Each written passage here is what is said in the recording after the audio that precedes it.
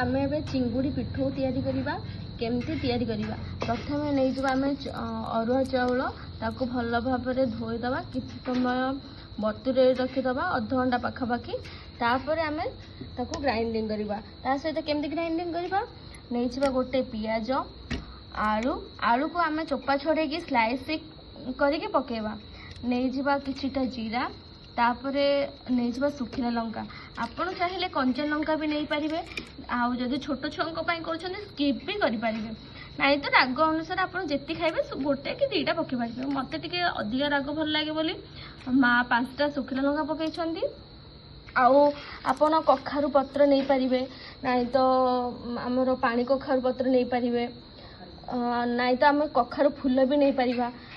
ता सहित आम नहीं चिंगुड़ी चिंगुड़ी आम अल्प देखी कहीं अलरेडी आम बनई देचु किसी तो आम प्लान नाला वीडियो बनइबारे तो से हठात प्लान है तो सरी जाइला फास्ट कथा से आम अल्प देखीचु आप देखिए ने देखो आम ग्राइंडिंग कर देचु ग्राइंडिंग कर सारा देखो हल्का टिके लुण पकेबा आमर टिके हल्दी पकेबा आपन चाहिए काश्मीरी पाउडर भी टिके पके पारिबे कलर देखा जावाई।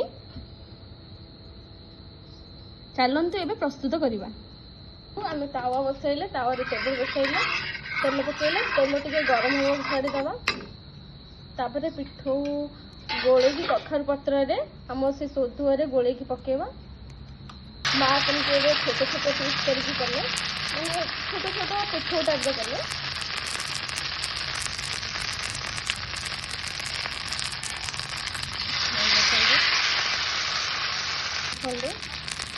टिके लाल हो आसा पर आम उल्टे देवा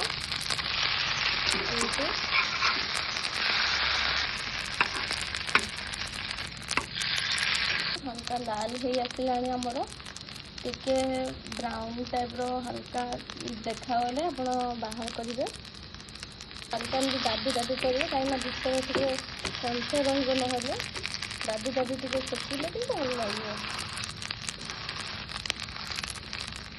फास्ट कथा है जानी चिंगुड़ी पिठो भी हुए तो मत माँ हाथी हठात कहले कि आम चिंगुड़ी पिठो करवा तो मुझे चिंगुड़ी पिठो भी हुए केमती तापर माँ कहले हाँ हुए आज तू करदेवी देखिए खाइबे भल लगे बोले अच्छा हाँ ठीक अच्छे करूँ देखा चिंगुड़ी पिठे तो माने देखो केते बढ़िया सुंदर बास्ना हो देखिली एत भी एमती इजी प्रोसेस रे भी हो पिठो देखा आम हो सारा खाइबा केमती लगुच। अरे वाह कि सुंदर पिठो होती आ सहित आम टमाटो केचप भी नहीं पा ता सहित आम खाइबा। वाह केते सुंदर लगुच बढ़िया टेस्टी। अरे वाह पूरा टेस्टी देखो आप थे बन केमती ट्राए करूँ बहुत बढ़िया लगे। तापरे जदि मोर किसी भूल अच्छी आपड़ मत जन पारे कमेंट मध्यम आउ लाइक सब्सक्राइब करने को जमा भूलें। धन्यवाद। जय जगन्नाथ।